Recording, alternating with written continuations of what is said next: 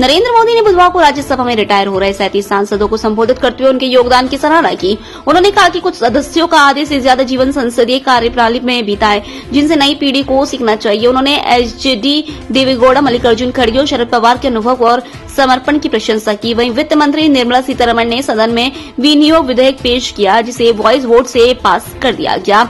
इसके तहत वित्त वर्ष 2025-26 के लिए 2 लाख करोड़ के अतिरिक्त खर्च को मंजूरी दी गई। असम विधानसभा चुनाव को लेकर भारतीय जनता पार्टी आज उम्मीदवारों की पहली सूची जारी कर सकती है। मुख्यमंत्री हेमंत बिस्व शर्मा ने बताया कि पार्टी 89 सीटों पर चुनाव लड़ेगी, जबकि सहयोगी दल असम गण परिषद 26 और बोडोलैंड पीपल्स फ्रंट 11 सीटों पर चुनाव लड़ेंगे। इस बीच भारतीय राष्ट्रीय कांग्रेस के सांसद प्रद्युत बोरदोलोई ने पार्टी से इस्तीफा दे दिया है, जिससे सियासी हलचल तेज हो गई है।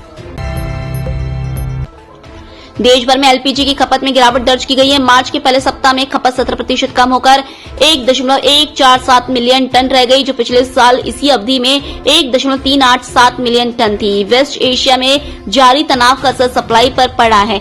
इसके विपरीत पेट्रोल और डीजल की मांग बढ़ी है, जहां पेट्रोल की बिक्री 13.2% और डीजल की 8.2% बढ़ी।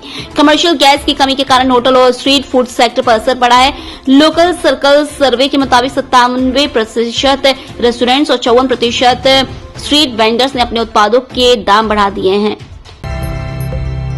इजराइल और ईरान के बीच जारी जंग का आज 19वां दिन है, जिसमें अमेरिका भी सक्रिय हो गया। इजराइल ने ईरान के नए सुप्रीम लीडर मुस्तफा खामेनेई को खत्म करने की धमकी दी है। इससे पहले इजराइल के हमले में ईरान के वरिष्ठ नेता अली लारिजानी और उनके बेटे की मौत हो गई, जिसकी पुष्टि इस्लामिक रिवोल्यूशनरी गार्ड कॉर्प्स ने की। जवाब में ईरान ने तेल अवीव समेत 100 से ज्यादा ठिकानों पर मिसाइल हमले किए।